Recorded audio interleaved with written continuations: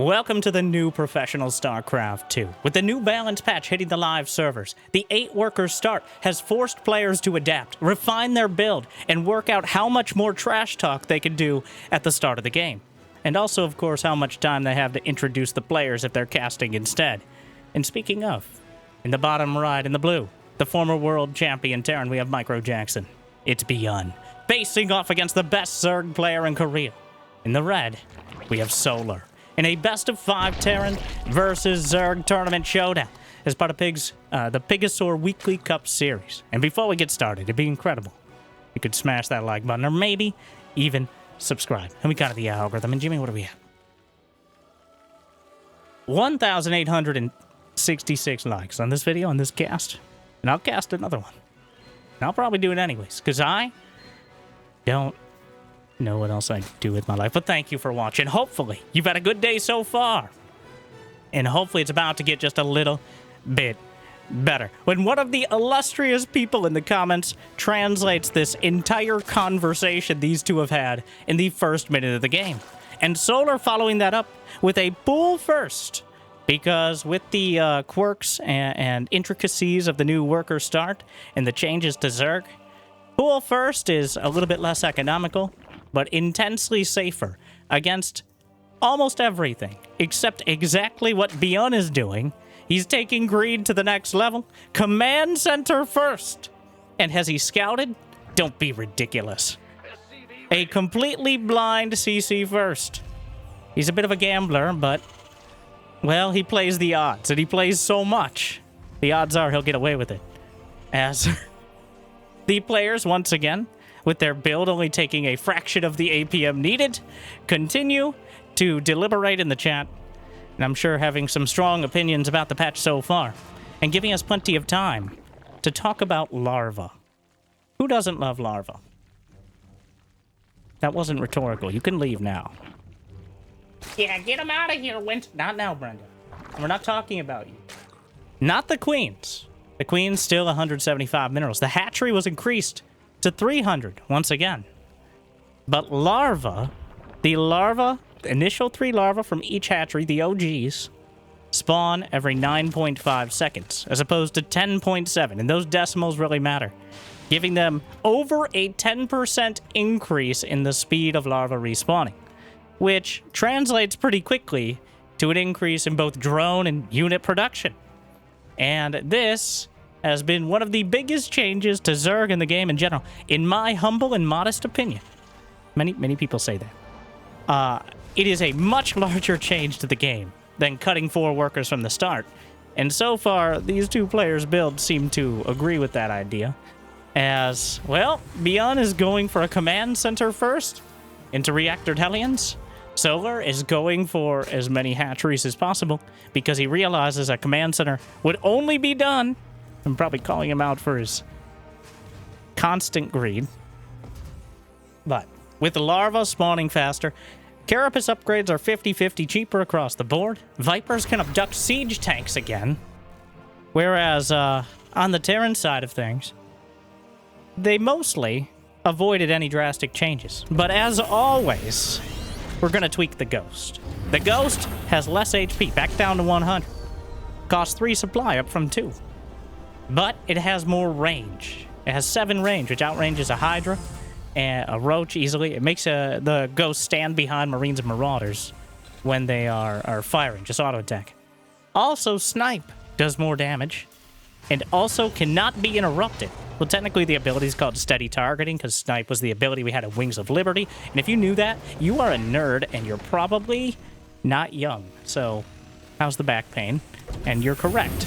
But it served much the same purpose. Anyways, the Snipe ability can no longer be interrupted unless you kill the Ghost, which is quite a drastic interruption, but eventually claims us all. Like and subscribe for Existential Dread. But, so the Ghost, more fragile, but even stronger when well used, though less likely to survive many of the engagements, especially if you're not very careful about taking them. And between the larva changes to Zerg and the Viper being able to abduct siege tanks, clear buffs. It's buffs pretty much across the board. Zerg outside of the Zero level has statistically struggled. Not maybe overwhelmingly so, but they've struggled against Terran and especially against Protoss. Now, will these changes have the intended effect of, to use the tagline, increasing strategic diversity? Well, that remains to be seen, and we have a pretty good baseline here between the two most base-intensive players. Solar and Beyond have faced off probably most days that end in Y. At least that have a tournament, which is most of them. And I believe they've gone back and forth almost 50-50 over the last few years. They're ranked almost identically, and they kind of trade off, I believe, the 6th to 9th spot, which is a pretty nice place to be consistently. But 5 minutes and 45 seconds have passed by, and I was told I would need to fill time. But there's still plenty in order. There's a lot more ahead of us than behind us now, I expect, as both players incentivized to continue expanding. Also an important point, not as critical, but might as well throw it in there while we're listing things off and trying to fill in time like creep tumors. Bases now have more minerals and more gas. It comes out to being about 400 or 500 more minerals, but most importantly, the minerals are distributed more evenly. Oh. Why can't I see them? You didn't bring your reading glasses, Susan? We're already paying $175. I can't afford this in this economy. Well, the Cloak Banshees... apologies, I blacked out for... The Cloak Banshee's doing terrible, terrible damage. Solar clearly not expecting the severely delayed Cloak Banshees. The Zerglings go in, the Zerglings go out. You can't explain that. And on the other side, oh no! The Banshee's caught and... Oh! Killed. Nice of Beyond to let that one go, and, well, the early skirmishes, clearly Beyond losing track back at home and then flipping back and see the Banshees die. So not an ideal start. Solar gonna claim lag here or something. As he goes for the pause. A tactical pause here in game number 1. But, where was I? Oh, the minerals are more evenly distributed. Before it was 1,800 on the close mineral patches and 900 on the slightly further away ones. Now I believe it's 16 and 1,200. The effect of this is you can mine with more workers at a base for longer. This is, in my, again, opinion, a soft nerf to mules. Because main benefit of mules is they can mine over the top of workers. They don't affect the mineral saturation. Automation does not necessarily replace us in this way. So mules, when patches mined out pretty quick, could still get a lot of value. But now that Zerg, for example, can productively mine from the main base for a couple minutes longer with all of their workers there, that's more income for a longer period of time, even if the total amount of minerals is not as important. And that means that expanding is not quite as necessary, despite maybe trying to design ideas to the contrary. Well, here we are. Solar with 160 supply. Baneling speed is done. +1 carapace against 1-1, but Beyond picks up. Completely overwhelmed on the field by the sheer number of Lings and Banelings. And a single siege tank at the watchtower retargets. Big hit on the Banelings. And, well, a little up and down hokey-pokey build from Beyond and allows him to hold the tower. Meanwhile, though, Solar already has a hive about halfway done. He's got 77 drones and 5 hatcheries and counting. Oh, well, he's actually not adding any more hatches. I apologize. That was inaccurate. I just kind of assumed he would. But he's got the hydras on the way. He's not stopping at Lair Tech, but he's certainly taken a bit of a pit stop. As getting hydras, lings, and banes in high enough number to break the Terran army is by far the priority. A single Viper or two, or adrenal glands would be helpful, but they're still a long way off. Let alone things like Ultralisks, maybe, that he may lean towards in the later game.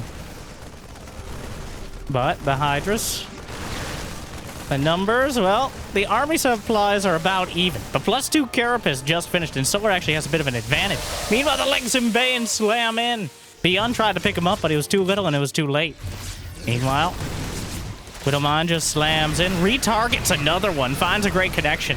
Beyond actually trying to... That's my explosive Widowmine hit noise. All right, don't... You're not allowed to record that. Anyways, Lurker Den is on the way. The Widowmine's doing terrible, terrible damage. But not enough to allow Beyond to break through. Beyond, as always, for 16 years, he's made Marines, Marauders, Mines, Medevacs, and/or Tanks. And 16 more if he has it his way. No Ghost Academy, no Liberators. It's just a whole bunch more bio with a little mech scattered in for extra flavor. And a singular Viper. No adrenal glands at all for Solar, who is maxed out as well, but it's a tenuous position. The creep spread is good. It recedes slightly more slowly now, but also spreads more slowly. It's a trade-off. I think it's a buff overall. Meanwhile, Hydras, Lings, Banes speeding through. The center watchtower. Big Widowmine hit yet again. 16 kills. And as for seconds, 35 Zerglings, 6 Banelings, 3 more command centers on the way, and the Queen's caught up the creep. A Widowmine helping to scout and slow things down. The lack of adrenal glands is quite an issue. Solar agrees, starts it. He's also got Lurker range on the way. And Beyond doesn't even have a Ghost Academy, which seems like gross negligence at this point. He has the money. He's building 5 command centers. Okay? I'm sorry. You can't have your food stamps because I need another super yacht. Says Beyond, give or take. Well, as with no Ghost Academy, the Lurkers and even Vipers and Infestors could be an existential threat, but the sheer momentum of the Terran army is also something to consider. He's got a few Hellbats in front that absorb the Banelings, but does he spot the Lurker? He sees the Lurker Den with a single heroic Marine in the main base. There are 5 more command centers on the way. Beyond, without a Ghost Academy, still feels like a conscientious objection at this point, as opposed to thinking that not having a Ghost Academy against potentially mass Lurker Viper is a good idea. We will see. He's going to try to keep the momentum up, takes out the Changeling. The drop dragging some more units to the north side. Adrenal Glands, the laundry list of hive tech upgrades on the way for Solar. He's going to finish Adrenal Glands, Hydra Lunge, Lurker Burrow Speed, plus 3 Carapace has begun, and the Nidus Network is on the way. So Solar getting all the goodies here. As Beyond fills in his more conventional upgrades, there's not that much bio to defend. The Planetary is abandoned, pushing back. The Hydras will just ping cushion the Planetary. Blinding Cloud optimistic. Still, on the other side, the Hydras just kind of slicing their way through. Solar with a successful attack and refills with 82 more Zerglings. Beyond building 2 more command centers and 0 more Ghost Academies.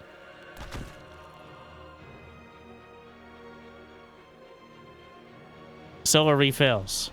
And he has the money for another round. The income is climbing towards him. The mules will try to cut into it, but the income valleys are not enough to counteract the sheer amount of productive mining that Solar has. Only now mining out of the main base. The natural hasn't even dried up yet.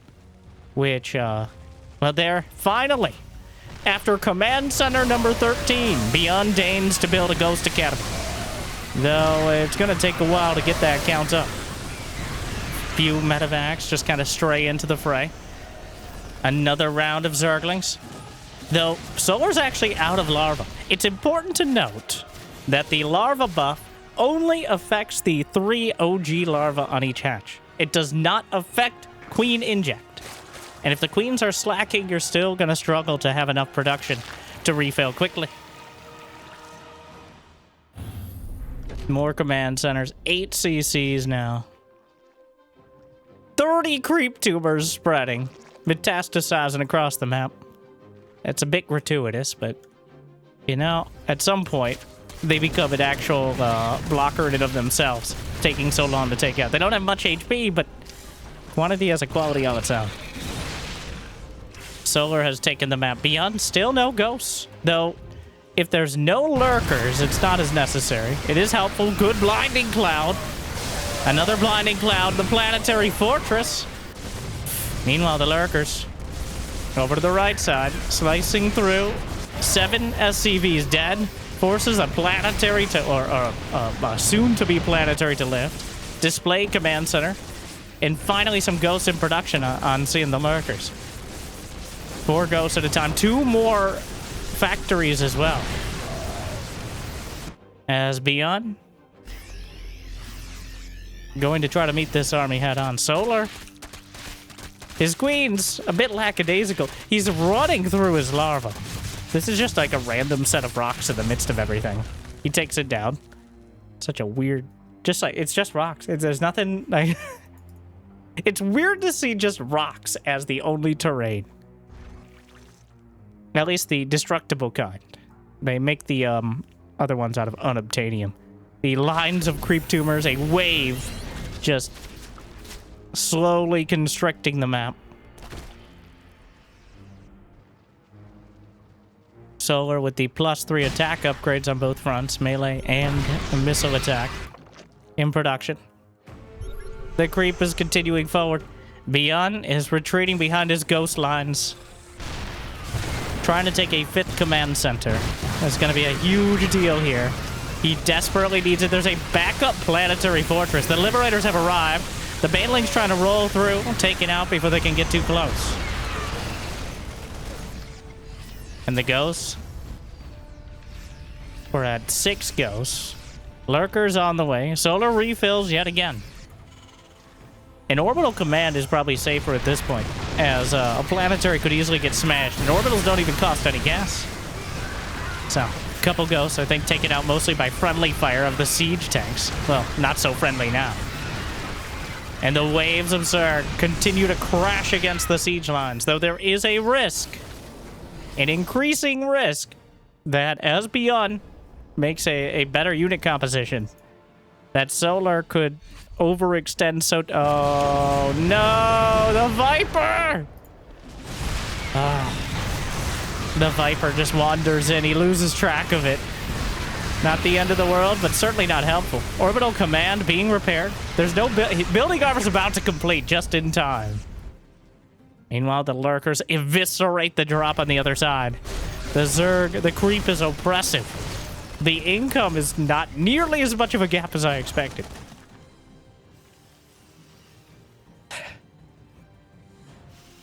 The mules! Uh-oh. An entire stable of mules dropped over to the 3 o'clock position.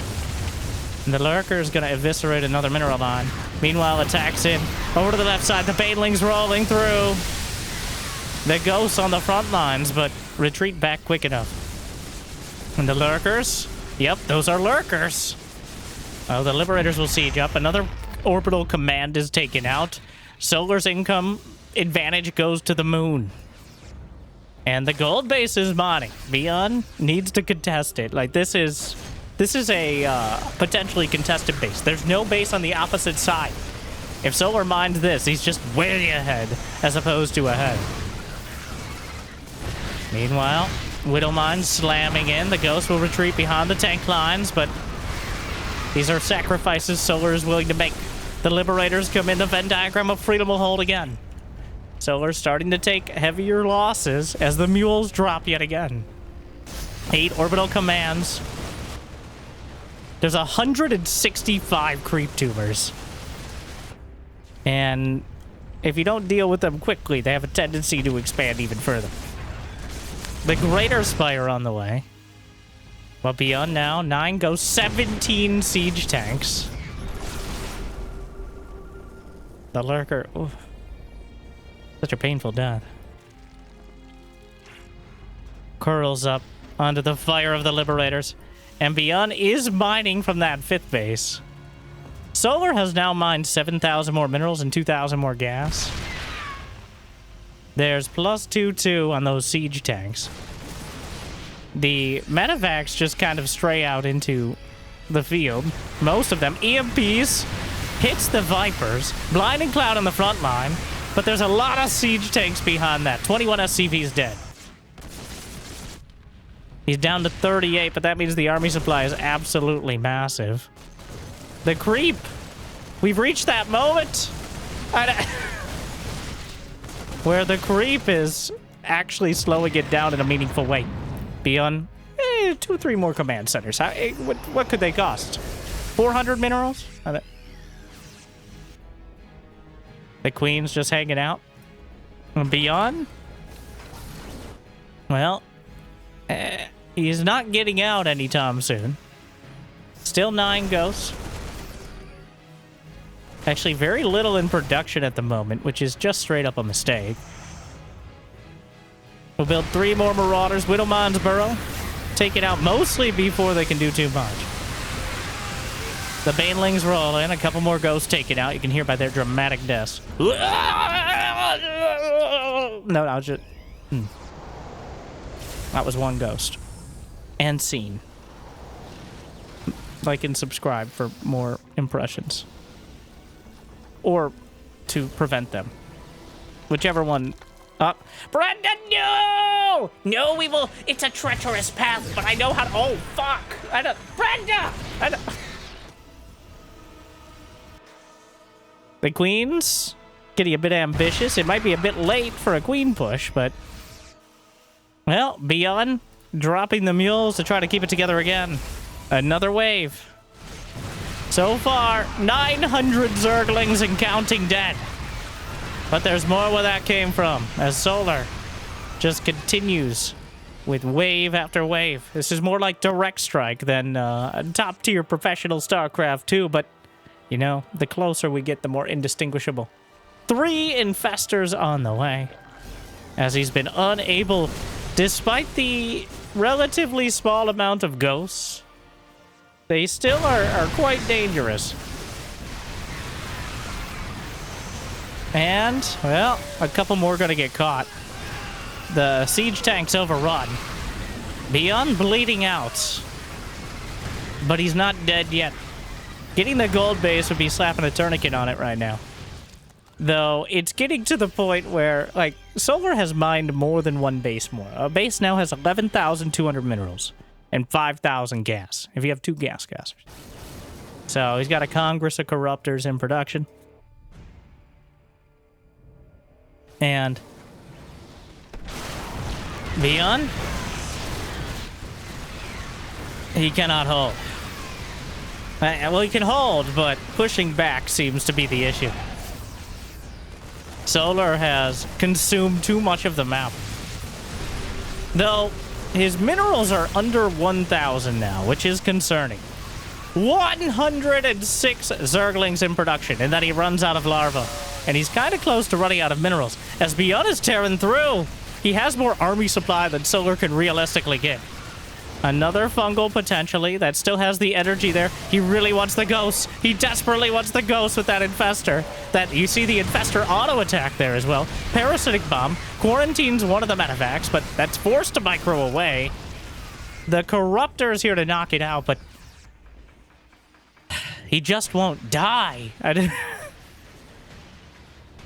1,147 Zerglings. But the door was open. And the Zerglings get in. And that's going to make things an order of magnitude harder here. He's able to quarantine them. Lock them out of the base. And Beyond, 10 ghosts. 8... Oh, the Brood Lords! With his last... Solar's actually flat broke. Oh, the Broods. Is there a scan? He doesn't need a scan. He lines up the shots, and there go the Broods! But he doesn't have enough energy, because when you cloak, it costs 25 energy, and the snipe now costs 75. And I think those things combined kept those Broodlords alive. There's just simply too many Broods. The Zerglings are in the main. The Zerglings are on the gold. The Broodlords in the sky. And nothing on the ground to stop them. Beyond a slow, yet seemingly inevitable death, drowning under the weight of 1,200 Zerglings and countless Banes, at least 100. Solar, so Beyond, sat back. He built 3 command centers. And, well, Solar matched him on the field. And it seems like the Zerg with quite an advantage there. beyond objecting to the idea of ghosts for so... Now, that's how... Beyond has always been like that. He's had a tendency to just decide, we're not doing ghosts today, until it is forced upon him at great length. And, well, game number 1, I think, defined by that decision. As Beyond just simply could not get the momentum with the Marines, the Marauders, the tanks, the medevacs. Solar, like, this is Solar's patch. I think Solar gets buffed more than any other Zerg, because Solar's pretty sloppy. I mean that in an endearing and fun way. But also, that's why he's Cyril's stunt double, alright? Cyril, with these precision timings, this near-perfect spellcaster control, Solar might get outflanked by a missile turret. He might lose a hatchery, 100 Zerglings on the wrong side, but he just gets back up and he does it again. And having more larva and more map control, that direct strike Zerg style, is, well, it was directly buffed in the newest patch. So, Beyond...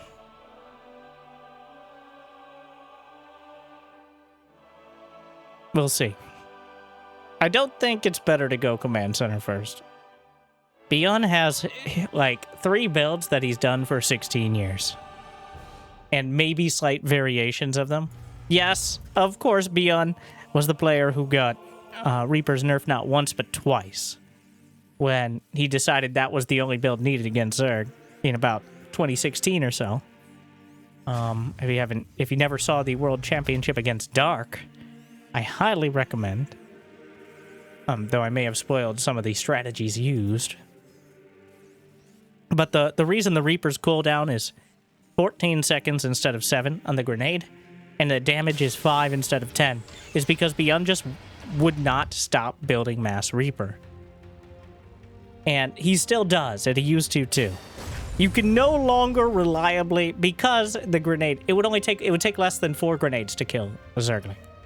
It's not hard to get, well, more realistically, 3 grenades and a single Reaper hit.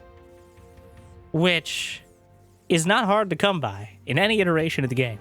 And that was the major issue, is that Queens, not the most agile creatures, and Zerglings, while they may be fast, they're fragile. So that is why the Reaper has been relegated to mostly a scout, and mostly the early game, but not always exclusively so. But we'll see. As the first Reaper heads across, and Solar already working towards a third. I'm very interested to see, because he did go pool first, right? Yes. No. Maybe. No. Sorry. Make up your mind. No, he's got Queens going at the same time. It was a hatch first. He made 6 Zerglings, so the timing of the Reaper getting there is relatively quicker compared to the Queen finishing with a hatch first build. But you can kind of, that's why I think Solar went for 6 Zerglings, and he has a delayed Zergling speed. So even though he went for hatch first, he's not going to have speed, and he didn't have the Queens quite as quickly. Always the bread to bounce, but it's not enough to bounce them away far enough to snipe off that first creep tumor. It starts with 1. It likely will not end there. So to be clear, there were... So, creep now spreads and recedes about 20% slower. Which I would consider a buff, because you still spread to near max radius by the time you want to actually get another creep tumor. And when they snipe off your creep tumors, ideally you have his creep for as long as possible. Though it is important to note, if the creep tumor dies, you no longer have vision. The creep tumor is the one with the eyes. I don't know how that works, okay? I don't question it. But it's not the creep itself, but instead the creep tumors that provide the vision. Though it still gives the speed boost to the majority of Zerg units in varying degrees. Some more than others. Whether or not there's a creep tumor nearby. That's why the Overlord creep drop is used. It's been a while since we saw a creep highway build. Mostly because the logistics of it are simply not as good as just making one into a dropper lord and sending the queens across the map. Beyond just casually strolls by, and there's really not that many Zerglings. The drone's on the run. Alright.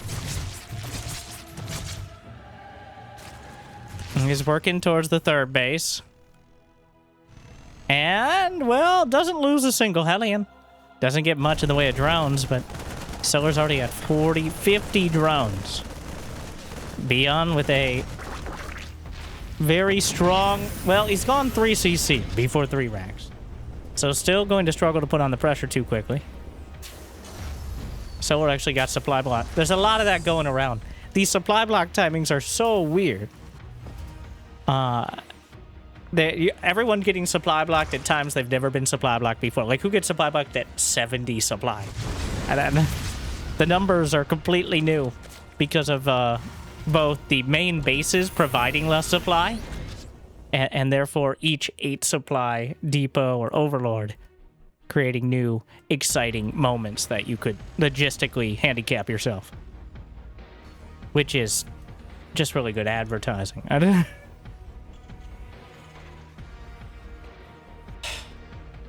Like, I don't like to get my feet wet. Why are we talking about your feet again, Brenda? This was a subtle plug for my Dronely fans. It wasn't subtle. That's why I brought it up. I like to bring things up on my Dronely fans. That's enough. Oh, don't be such a prude, Susan. I saw you injecting multiple hatcheries last game. I'm just saying. It's my job. Mine too. We all choose our path. I don't... Sorry. Hive mind. 1-1. For both sides. The upgrades, in case it wasn't clear. The queens kind of languishing in the shallow pool here that doesn't prevent the creep. Ooh, the reflection of... Ooh. I know. That's enough Zerg today. Apparently not, though. Solar... He has just the queens. It's 69 to 59 workers, which is nice enough to be producing units on a regular basis. Beyond trying to keep the pressure on. He's not going to be able to slow down the 4th base, nor the alternative 4th, which means Solar's production is ramping up quickly.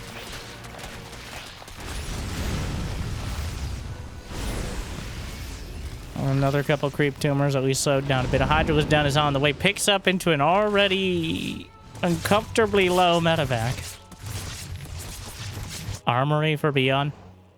He's got the production online. Baneling speed is still pretty far off. And 2-2 upgrade should start. Almost identical timings for both these players. Beyond starts as 2-2. Solar.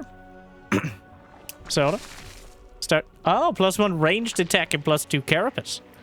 So leaning further into the Hydras rather than relying on the Ling Bane, which is a bit fickle when medevacs are concerned. The queens knock the medevac out of the sky. The drop will be taken out, but an attack down the center. Baneling speed finishes. A fortuitous timing. And the Banelings crashing through. The Widowmine doesn't discriminate. But the Marines very much do. Target fire the Banelings. Clean up the Zerglings. But it's not enough. Look at the supply. He overruns, tries to pick up barely any survivors. And Beyond. Swept from the field. Down 30 supply. Did not delay any of the economy.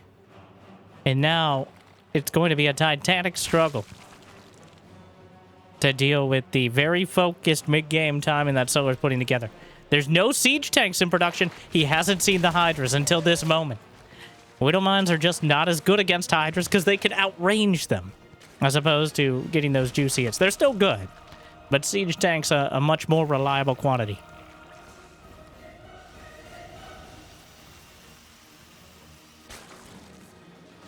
The medevacs standing by and showing us how some of these situations happen. The moopies in the corner. The Widowmine's out in front. The Hydras, they notice them first. And oh no, it's a disaster. Drilling Calls is done, which will help. But Solar is focused on production. Did Beyond not so much. Solar just completely overwhelms. The medevacs went down trying to get into the main. He flew into spore crawlers. And the sheer numbers on the field. Beyond just taps out. And just like that, Solar on match point. Well, it's starting to look more one-sided than a Mobius strip here. Well.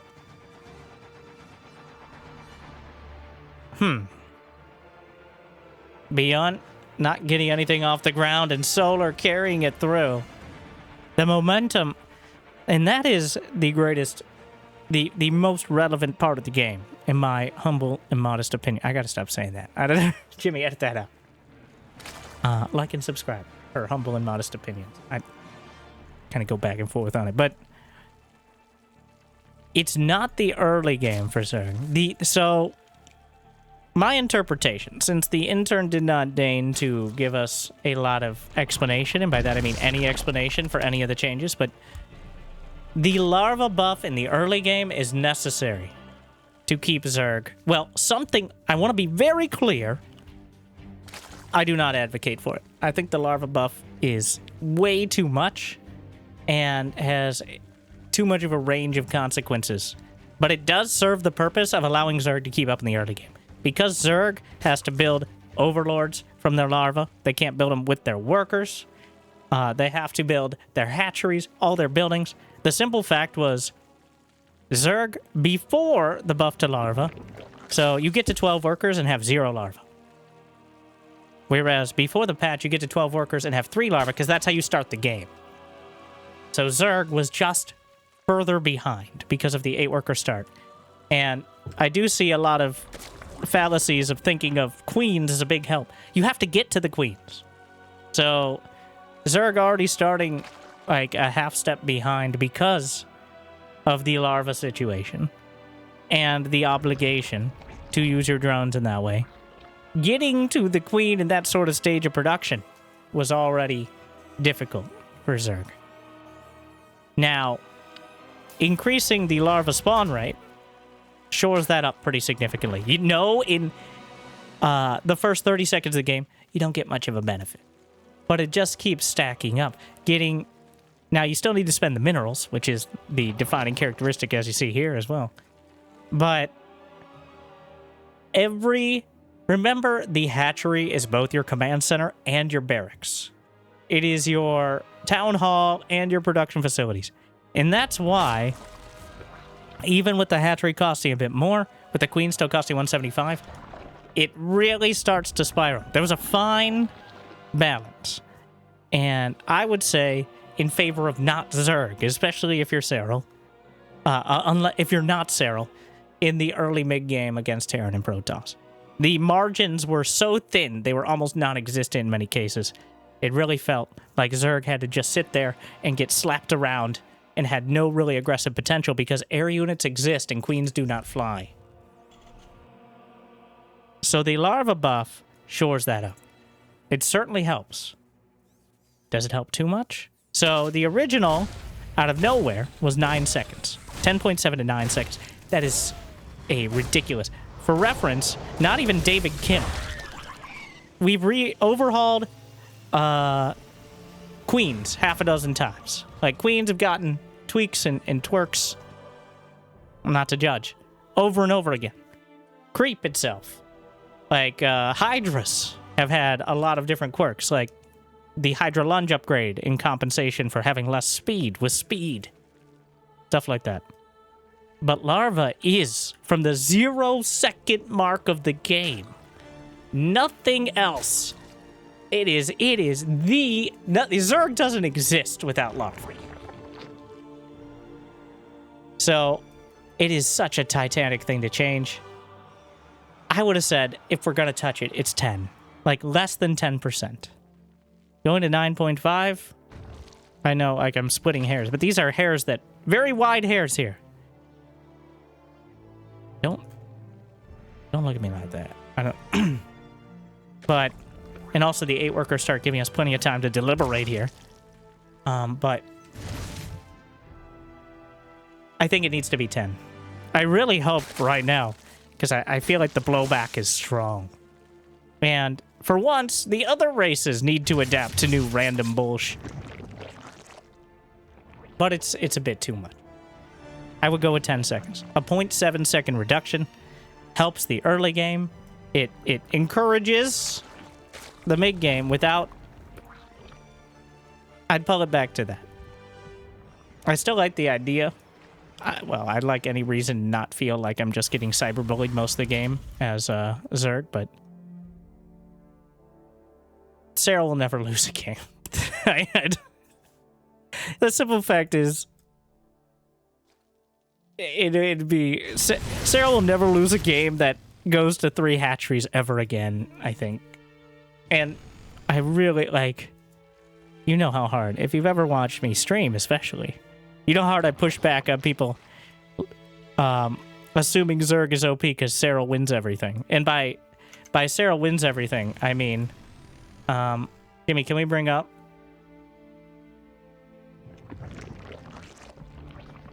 So since the last patch, Hero has won more major tournaments than the entire rest of the world combined, which includes Cyril, who's won 1.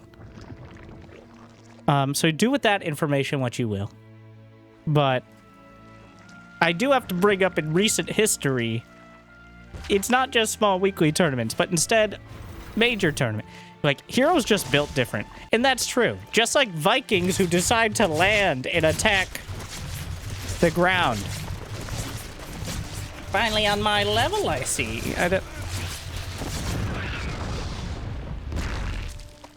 Okay. Well, that happened. 8 mutas are on the way. Oh yeah, mutas now are more microable.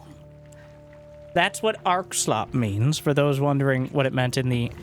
It is a more generous firing angle. You no longer have to be facing directly at your target. You can kind of... I don't want to explain it too hard because there's specific definitions. But generally, mutas are more reliable at hitting targets you want them to hit.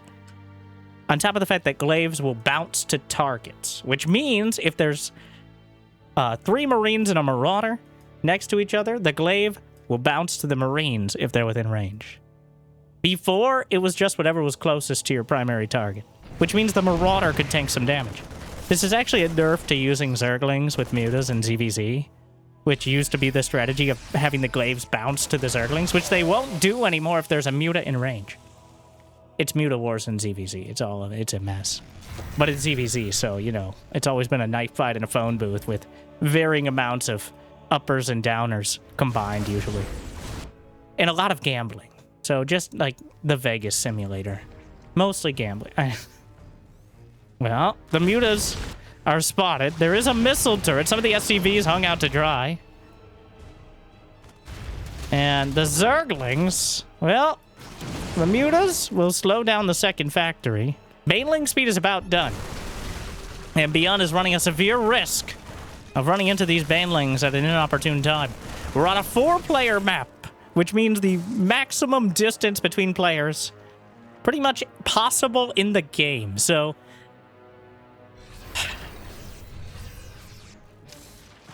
well, the queuing up a real optimistic amount of creep tubers there. A few more mutas on the way.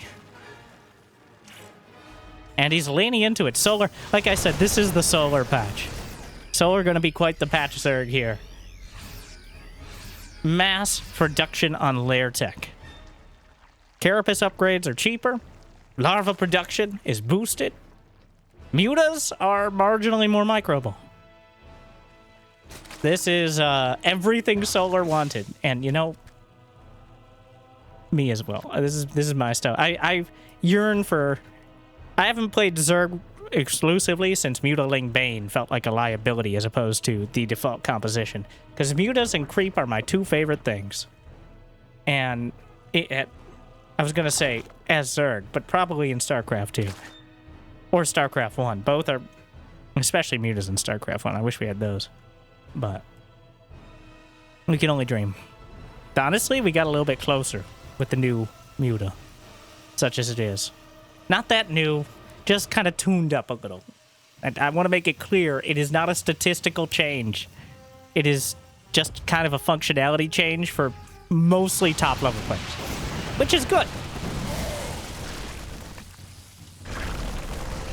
Just like the new Select All Nearby drop hotkey, which Beyond is going to show right there, putting the vac in medevac, there's now a button that just magnetizes units into dropships.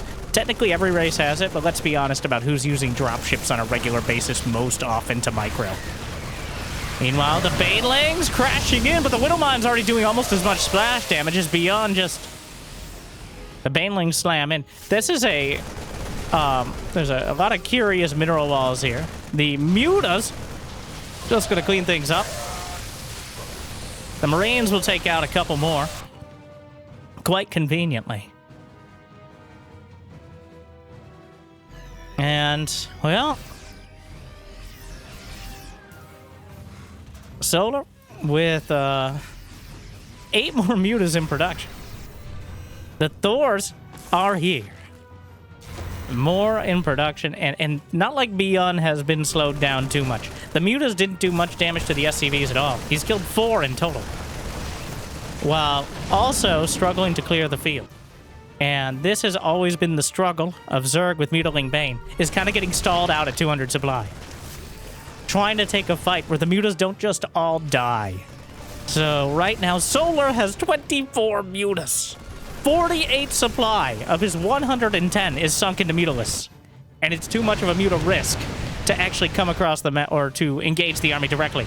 So he's just going to try to work his way through the missile turrets. Successfully does so. Flies over the Marines. Just going to fight them heads up and puts their heads down.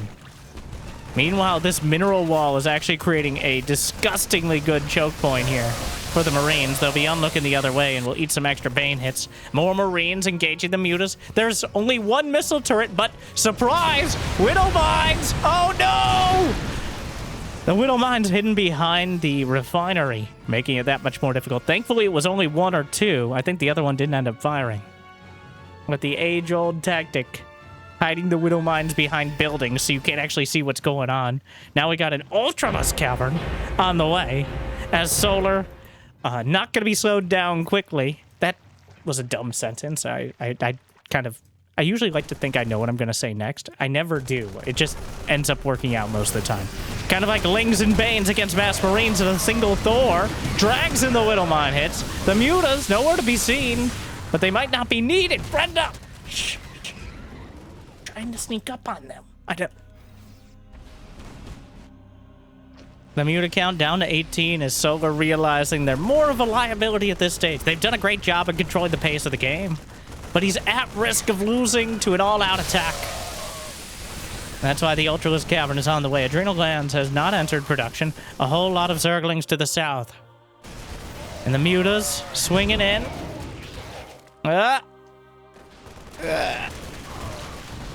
We'll finally take it down.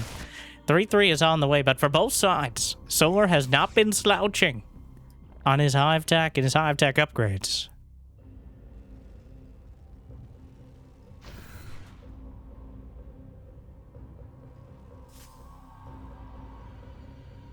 Meanwhile, the Mutas... Oh, intercepted. Oh, the bait! Muta's doing what they do... Oh... Muta's doing what they do best, distracting the Terran and then eating massive Widowmine hits, thus evening things out. Still, though, that's a lot of Banelings. And he's on Beyond's turf right now, rolling right through it. The Muta's trying to engage. The Widowmines will stall him out for a moment. But the Banelings crash through. There's a drop at the back. The Mutas come back to defend, but Beyond suffers significant losses. In the last 30 seconds, he lost 51 Marines. And now the Ultraless have hit the field. Chitinous plating isn't quite done. Adrenal Glands isn't quite there, but it's quite a problem right now for the Korean Terran.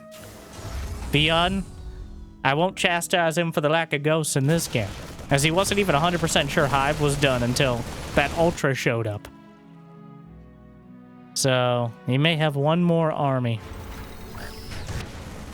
He does have 76 SCVs. He really should have more production. I guess he's pumping out as many as he can. The main base is finally starting to mine out. We get close to the 15-minute mark. This game both feels significantly longer and still somehow short, which is my specialty, or so they tell me. Say hi to your mother. Lings, Bane, and Ultras down the center. Beyond caught out, cloven in twain, and the main brunt of his army is eviscerated by the El Chapo Lisks. The damage has already been done. Like, that was the sort of momentum. Well, the Ultra kind of caught out, but Solar now has, what, 5, 6 bases? I may have spoken too soon. It's never happened before, but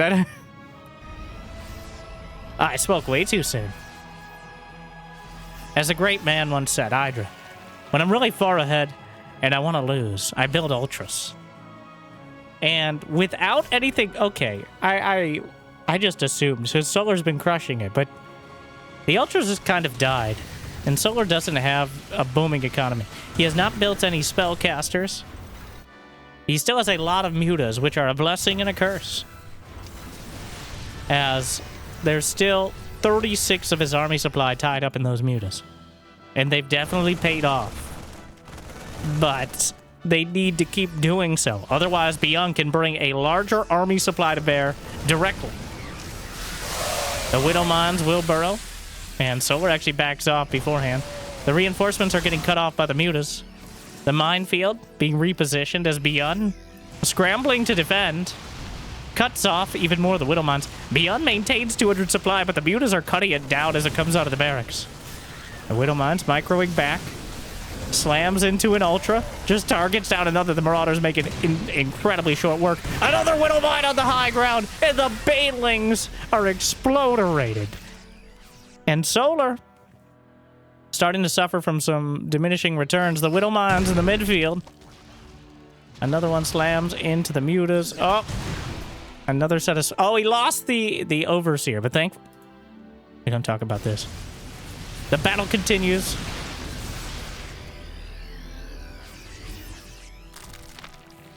Ultras, Lings, and Banes. The mutas cutting off more reinforcements. A fusion core is on the way as Beyond. He's staying on this Marine Marauder momentum style, which you might think ghosts are a great counter to Ultras, and they are. But if he slows down and tries to get ghosts, this is not a point of criticism from me here. In game number 1, very much so. There was plenty of opportunity. It wasn't like he was moving out anyways. But here, the greatest defense is a good offense, which is hard to execute with mutas and Ultras on the field, but even harder if your production and money is tied up in ghosts. So, Beyond, trying to keep that momentum up. The Stim, trying to take down the hatchery! What a save! Meanwhile, Beyond pushing forward to the north. The Marauder count is so damn high here, but the splash damage eventually gets through. A Thor cut down. The Zerglings and Ultras having a field day. He needs to target the Ultra. He finally does. And then the Zerglings making short work. Ultras and Mutas onto the planetary. And the brawl continues across the field, but this hatchery will be successfully taken down. Slurps up the Marauders. Though the map is still very much claimed by Solar. The creep is passable, at least for the Zerg. The Banelings. Solar winding up for another big attack. Beyond at 165 supply without much in the bank. He's building so many command centers. But without the Ghosts and Liberators, it's going to be that much harder to deal with the Ultras as they finally bear down on the base. He doesn't have much to fall back to. The mules have dropped at this planetary. He's running around the command centers. Ring around the rosy. But the Ultras and the Banelings. The planetary target fire to the Banes actually does a lot. Wow. But meanwhile, the Ultras and Lings just completely gutting the third base. And Beyond may survive. But we have to ask ourselves that question. Have you liked and subscribed? And at what cost? Terrible, terrible damage being dealt by a Solar. And GG, a clean sweep as Solar runs him over. Looking very strong. And, well, Beyond maybe a bit lackadaisical in game 1, but I think a pretty clear demonstration and could easily go back and I wanted to have our anti-spoiler game, and I forgot what it was. Jimmy! We're gonna watch Solar Bully, Greenert. Let's see what Solar does against random NAGM. We'll see. But we'll take our time to discuss the patch with him. I wanted to make sure he didn't know quite when it ended. It can never be convinced it's going to be a 3-0 or a 3-1, though that game was long enough. So we're definitely benefiting from the patch. I was going to, well, I'll be honest. We're gonna have Clem versus Solar as a follow-up, as Solar moved on to face Clem. But I kind of want to have that be a separate experience as well, and kind of set it apart from Solar versus Beyond. So that will be coming soon. Though, let me know which matchup you want to see next, more specifically, as we're kind of narrowing it down. But Solar, clearly thriving. How much of it is just... So, again, I feel like every single conversation about the patch, I need to get this point across, even though it'll fall on deaf ears. Every single patch, sometimes patches that are reverted, will create strategic diversity. I'll tell you a story about the Oracle, okay? The Oracle, in, I want to say 2018. I'm making up it's 2017, 2018. Print F, the professional cannon rusher, discovered that the Oracle actually did, it attacked more often than intended. So, with specifically the Oracle, and I believe other beamers, okay, beamers, but they reset their attack cooldown when they kill a unit, which makes it much more effective at defending against lings or killing drones, for example. So, before that was discovered, Oracles were not the go-to unit necessarily in Protoss versus Zerg. There was a lot of Phoenixes, Void Rays as well. It was a different time, but... So, Blizzard took note. That was unintentional for 5 years. Nobody really noticed that that was happening for some quirk of the game. But they patched it out, thus nerfing the Oracle from where it's been all of that time. And then, after a clamor, the backlash from everyone, including Zerg, saying, why would you change it now? They added it back in. And after that point, Oracle build shot up in popularity. Like, by at least 50% more. As people realized, oh wow, that Marine just killed the Ovi, though the Zerglings are going to slow it down. Of course, this is our most aggressive game so far. Not that that's saying much, but... But, what I'm trying to say is, even when there's no change at all, players are inspired to try new things. And that's why I think the patch is good in that it exists. But it's going to be very hard since there's so many changes in the patch. It is absolutely wild. It is definitely non-clickbait, the biggest patch outside of an expansion. And only because we didn't add new units to the game is it small. But there's going to be... We're doing new maps, completely new balance changes, the Warpgate rework, the Larva change, as well as the other Zerg Battlecruiser Rush. So it's going to be so hard to actually point out which parts are affecting what. And that's kind of cool, actually. I like that.